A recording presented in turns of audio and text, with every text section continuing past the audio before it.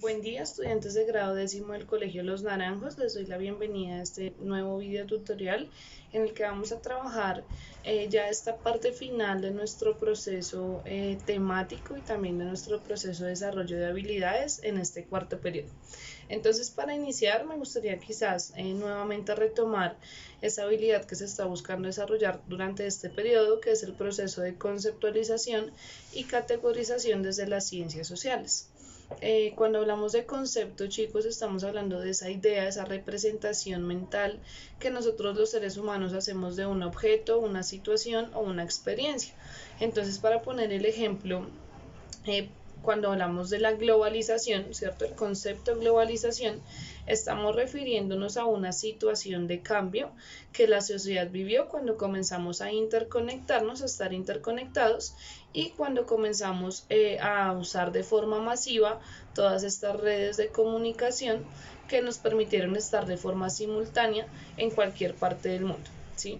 Entonces, digamos que esto es como un ejemplo para comprender un poco qué es la idea de concepto, ¿cierto? Una representación mental que yo hago de un objeto, una idea o una situación o experiencia, como también la idea de categoría. Entonces, cuando yo hablo de categoría o el concepto de categoría, me estoy refiriendo a la capacidad que tengo de agrupar una serie de elementos que tienen unas características comunes que me permiten entender un concepto. Entonces, por ejemplo, cuando hablamos de los tipos de cambios que permiten el desarrollo de esa globalización, entonces hablamos del desarrollo de redes sociales, hablamos de la idea del ciudadano global, hablamos de la idea de todo lo que van a ser bloques económicos, apertura económica, etcétera, etcétera. Todos esos elementos, ¿cierto? Que yo puedo agrupar en un elemento común, va a ser un proceso de categorización, cuando uno elementos que tienen un elemento común y me permite, digamos que caracterizarlos o identificarlos para poder comprenderlos. Entonces, básicamente eso es lo que yo voy a evaluar este periodo y es su habilidad de utilizar esos conceptos, de comprender esos conceptos, al igual que las categorías. Entonces ya ahora sí como entrando al tema que nos convoca el día de hoy, que pues es el nuevo orden mundial, es importante aclarar, chicos, que este concepto de nuevo orden mundial, cuando nosotros lo buscamos en Google, ¿cierto? Cuando googleamos nuevo orden mundial, nos van a aparecer una serie de teorías de tendencia o de corte conspirativo, ¿cierto? En relación a esos cambios que vivió el mundo tras el fin de la Guerra Fría. Digamos que antes de la Guerra Fría no se hablaba del nuevo orden mundial ni ningún tipo de teoría conspirativa, sino que todo este concepto, toda esta teorización se va a generar posterior a la caída de la Unión de Repúblicas Socialistas Soviéticas, o conocida también como la URSS. Entonces, pues cuando, digamos que para hacer como ese contexto o ese paneo general, pues en el año 1991, cuando se derrumba o cae el muro de Berlín, ¿cierto? Que separaba Alemania, esa Alemania occidental de esa Alemania oriental, una de tendencia capitalista y otra de tendencia socialista. Digamos que para el mundo va a ser algo simbólico, ¿sí? No se puede decir que es que con la caída del muro cayó el régimen soviético, no ese es el punto, sino que era un símbolo, ¿cierto? Un símbolo que caracterizaba esa división del mundo en estas dos grandes ideologías o en estas dos grandes tendencias políticas, económicas e ideológicas, ¿sí?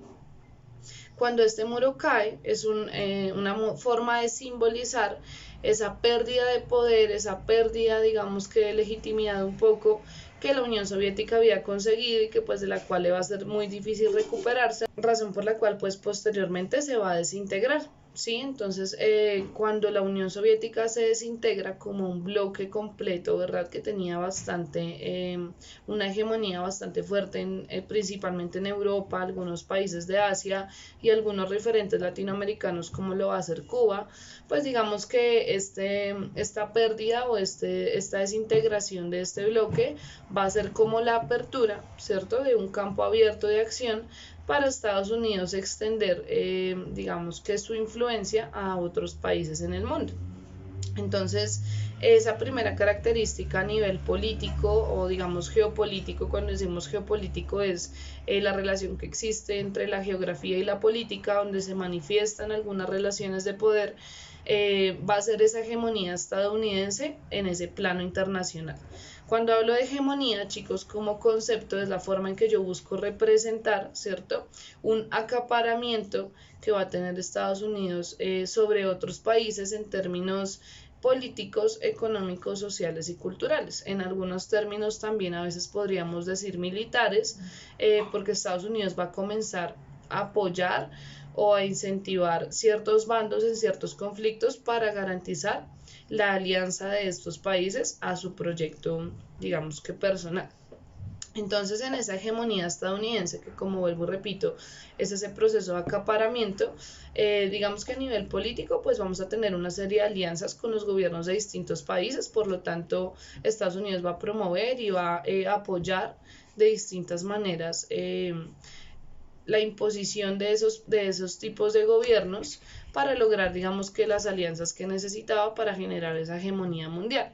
A nivel económico, pues vamos a tener una serie de alianzas también que van a generar apoyos no solo, digamos, en términos de cierto sistema de gobierno, sino también de ciertos sectores empresariales en relación con Estados Unidos, como también una apertura en relación a lo que vamos a hablar más adelante va a ser el neoliberalismo, en la cual pues Estados Unidos va a poder extender todas sus empresas y extender todas sus transnacionales a nivel mundial, ¿sí? Entonces esa va a ser la hegemonía económica.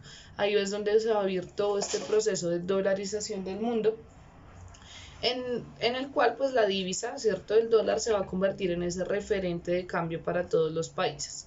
Y por otro lado tenemos esa hegemonía a nivel social y cultural, donde ya hablamos específicamente de cómo ese modelo de vida estadounidense va a permear a las distintas culturas y distintas comunidades. Entonces muchos de nosotros escuchamos música digamos que proviene de Estados Unidos o que nacen estos géneros en Estados Unidos.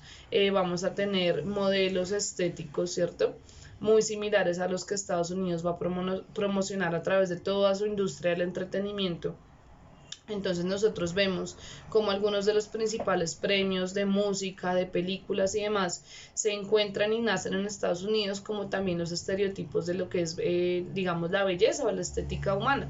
Digamos que lo podemos ejemplificar claramente con Miss Universo, ¿sí? Sería muy buen ejemplo para notar esa influencia que Estados Unidos va a tener a nivel mundial sobre cómo nosotros comprendemos a la sociedad, sobre cómo nos interrelacionamos y sobre qué modelo cultural estamos generando todo nuestro desarrollo personal, individual y como también en comunidad.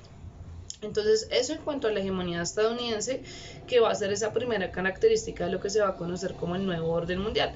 Recuerden nuevamente que cuando hablo del nuevo orden mundial, hablo de todos los cambios que se van a generar tras el fin de la Guerra Fría y que no implican siempre una teoría conspirativa, chicos, porque yo sé que ustedes van a encontrar mucha información de internet y me preocupa un poco que se dejen llevar por esta, sino que tienen que pensar que cuando hablamos de ese nuevo orden mundial estamos hablando digamos que para muchos autores el gran cambio que ese nuevo orden mundial va a implicar es, digamos que, una imposición de lo económico sobre lo político. Entonces, muchos autores van a plantear la idea del gobierno único, ¿sí?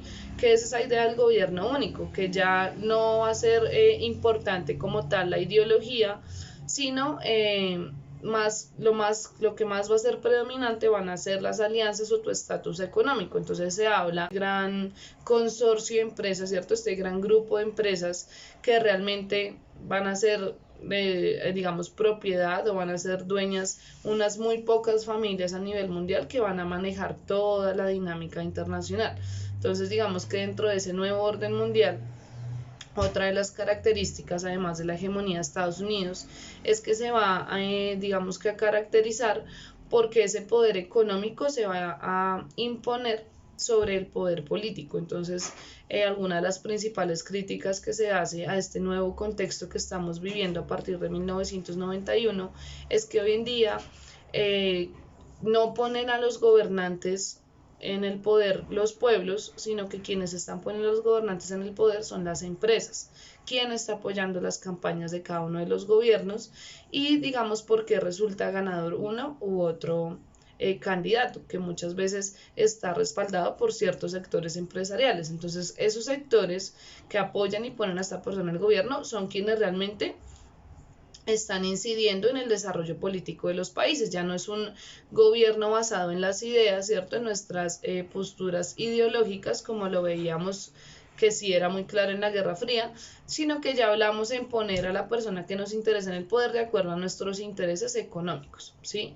¿Qué persona me sirve allí en ese puesto para yo poder sacar adelante cierto proyecto, cierta favorabilidad para mi empresa? Entonces, esa es como otra de esas características que se da dentro de ese nuevo orden mundial.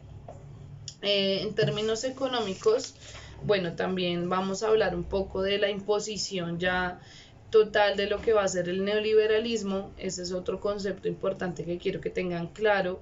Y cuando hablamos del neoliberalismo, hablamos como de esa apertura total en términos económicos de los mercados. Entonces, para poder ejemplificarlo, quizás vamos a tener los tratados de libre comercio, ¿cierto? Que van a ser estos contratos o estas alianzas o acuerdos entre países para mejorar sus economías. Sin embargo, ¿qué sucede con este neoliberalismo? Que es como esa gran apertura de los mercados y esa flexibilización de los mercados. Son como esas dos características, apertura y flexibilización. Ese neoliberalismo va a tener varias dimensiones o varias características. Digamos que lo primero es, digamos que la competencia desigual que se va a dar entre los grandes productores y los pequeños productores. Entonces voy a poner un ejemplo, digamos, del calzado Bucaramanga en Colombia, ¿cierto? Un pequeño productor de calzado nacional compitiendo contra una gran transnacional como lo es Nike o lo es Adidas, que también es una compañía o una empresa que se dedica a la producción de calzado. Digamos que las condiciones en las cuales dentro de ese libre mercado, ¿cierto? Cuando yo digo libre mercado es que todos entramos a competir bajo las mismas condiciones, pues digamos que si bien todos estamos bajo las mismas condiciones, no todas las empresas tienen las mismas condiciones, no todas las empresas tienen las mismas características, por tanto, ese mercado va a ser mucho más complejo para estas pequeñas empresas, estos pequeños productores locales, que en comparación, digamos que para estas grandes empresas transnacionales. En relación a esas grandes empresas transnacionales o esa liberalización del mercado, también es importante hablar un poquito de lo que es la descentralización y transnacionalización de esas empresas. Entonces, cuando hablamos de descentralización, vamos a poner un ejemplo, volvamos nuevamente a lo que es la empresa de Nike, ¿cierto? Es una empresa de origen estadounidense. Entonces, digamos que cuando encontramos una empresa centralizada, ¿cierto? Estamos hablando de qué es lo que sucede. En la empresa Nike, ¿cierto? Que era el ejemplo que pusimos, hace toda su producción en Estados Unidos, toda la materia prima, toda la, digamos, creación de sus productos, como también la venta de sus productos dentro de su país, que es Estados Unidos, ¿cierto? Cuando hablamos de la descentralización productiva, entonces estamos hablando de cómo la materia prima de esta empresa va a provenir de un país, ¿cierto? Vamos a poner, por ejemplo, los países latinoamericanos y los países africanos y digamos la mano de obra, ¿cierto? Todo lo que va a ser esta creación y producción de bienes y servicios se va a generar en otros países, como por ejemplo los países asiáticos. Y ya la venta como tal, entonces digamos estos zapatos vuelven a Estados Unidos, se marquillean allí bajo Nike, pero vuelven al mercado, a un mercado global, entonces se venden en todo el mundo. Ese es un proceso de descentralización. Y la transnacionalización es cuando esa empresa deja de hacer presencia exclusivamente en Estados Unidos y comienza a tener distintas franquicias o puestos de venta en otros países. Entonces vamos a poner uno de los principales ejemplos que podemos dar de un proceso de transnacionalización es McDonald's. ¿Sí? McDonald's es presencia en casi todos los países del mundo. Entonces estas van a ser dos características de estos grandes emporios empresariales o también conocidos como transnacionales. Eso en cuanto al tema del neoliberalismo, que también otra de sus facetas de impacto a nivel social y cultural. O sea, entonces el neoliberalismo tiene que ver con lo económico, pero también impacta en lo social y cultural. ¿En qué medida? Entonces vamos a hablar un poco de las condiciones laborales que se van a comenzar a dar en este nuevo orden mundial o este proceso de reorganización del poder después de la Guerra Fría. Y es que, por ejemplo, digamos, si nosotros vemos las formas de contratación un poco antiguas, van a ser contrato a término indefinido o contrato, digamos que fijo, ¿cierto? Donde una empresa te contrata a ti casi que por toda tu vida laboral, sí, que era como el tipo de contratación que veíamos antes, en contraposición a los nuevos tipos de contratación que se van a dar a partir de esta imposición del neoliberalismo. Entonces, ¿qué tipos de contratación tenemos hoy en día? Contrato a término fijo, ¿cierto? Donde te contratan por 3 meses, 6 meses, máximo un año, ¿sí? Y digamos que la empresa paga tus prestaciones y demás y garantiza tus vacaciones y demás durante ese tiempo definido, pero después de allí ya no tienen, digamos, ninguna responsabilidad contigo como trabajador. O tenemos el contrato por prestación de servicios, donde digamos, si bien tú tienes un poco más de autonomía en términos de tus horarios y el manejo de tu tiempo y demás, también tiene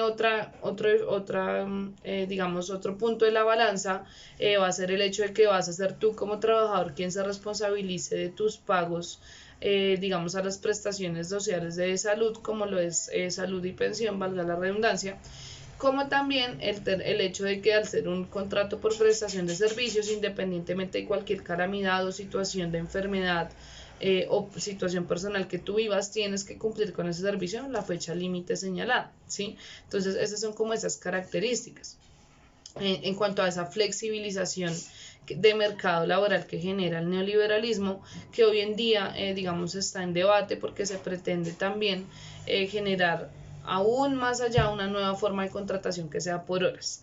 Entonces, digamos que tenemos que pensarnos los impactos que quizás ese neoliberalismo en el mercado laboral tiene para el trabajador y su núcleo familiar. Eso en cuanto, digamos, a la parte económica. Otro tema importante allí, pues bueno, es todo lo que tiene que ver con la globalización, que se va, digamos, que a agudizar y a masificar mucho más aún que con la finalización de la Guerra Fría. Entonces vamos a tener allí lo que les decía al principio, toda la interconectividad mundial, producto no solo de estas alianzas económicas, sino también a nivel social y cultural de las redes sociales, lo cual va a generar que constantemente estemos ingresando o teniendo acceso a un flujo muy constante de información, ¿cierto? Y también digamos, sincronización de muchas personas a nivel mundial, independientemente del lugar donde se encuentren, ¿sí? Digamos que en cuanto a este flujo de la información hay algo importante que aclarar allí, es el tema o todo lo que tiene que ver con las fake news, y es como hoy en día en ese nuevo orden mundial es muy difícil hablar de cuáles fuentes, ¿cierto? Cuando nosotros hablamos del tema de fuentes, cuáles fuentes históricas son verídicas y cuáles no, porque en ese constante flujo de información que realmente de verdad es demasiado, sale información de todo tipo en todo momento, ya no sabes tú qué de eso es verdad y qué de eso no es verdad, ¿sí? Entonces es un dilema social al que nos vemos expuestos con este desarrollo con esta imposición de lo que es el nuevo orden mundial. Ya para finalizar, para no extendernos más, vamos a hablar un poquito más de la región como tal, del desarrollo latinoamericano y de una situación particular que vamos a experimentar nosotros como región, y va a ser todo lo que es la creación y el desarrollo de los socialismos del siglo XXI. En estos socialismos del siglo XXI es una postura ideológica, política, económica, que buscó a finales de los años 90, principios de los años 2000, digamos que generar una nueva postura en relación a esa hegemonía estadounidense. Como Estados Unidos hacía tanta presión y tanta imposición en la región, algunos países de la región y sus sistemas de gobierno, sus gobiernos en ese momento, dijeron que sería interesante si como países nos aliáramos, ¿cierto?, para crear una gran potencia económica en la región, ¿sí?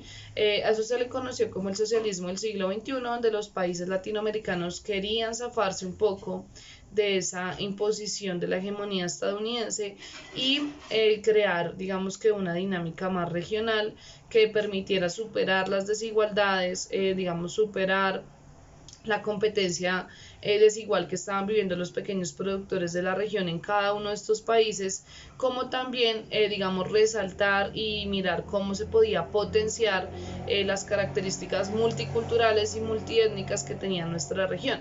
Entonces, algunos de estos representantes de ese socialismo del siglo XXI, pues va a ser los países de Venezuela, Bolivia, Ecuador, Brasil, con distintos presidentes como lo fue Hugo Chávez, Evo Morales, Rafael Correa, Lula da Silva, que van a promover como toda esta ideología que pues sin embargo a falta de como el apoyo integral de la región y de algunas problemáticas internas que se generaron durante sus gobiernos, pues digamos que van a tender a verse desplazados del poder y van a surgir más bien unos nuevos digamos, gobiernos de corte más de derecha, que es como el contexto más reciente que estamos viviendo en la región.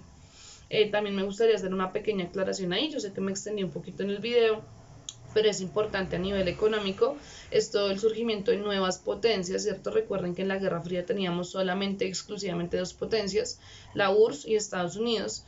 Digamos que con esta apertura y con todos estos nuevos cambios geopolíticos a nivel internacional, entonces vamos a evidenciar en el mundo el surgimiento de nuevas potencias económicas, como lo van a ser China, India, Rusia y Brasil, ya como tal en Latinoamérica, las cuales si bien no van a poder competir con esa hegemonía estadounidense que no solo era a nivel económico, sino también político, militar, social y cultural, sí van a entrar, digamos que a disputar digamos, a resaltar en ese mercado internacional.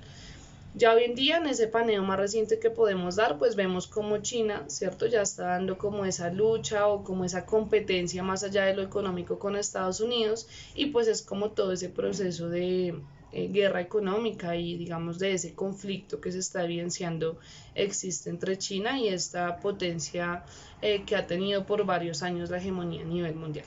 Entonces pues espero que el video tutorial haya sido de ayuda para comprender los temas.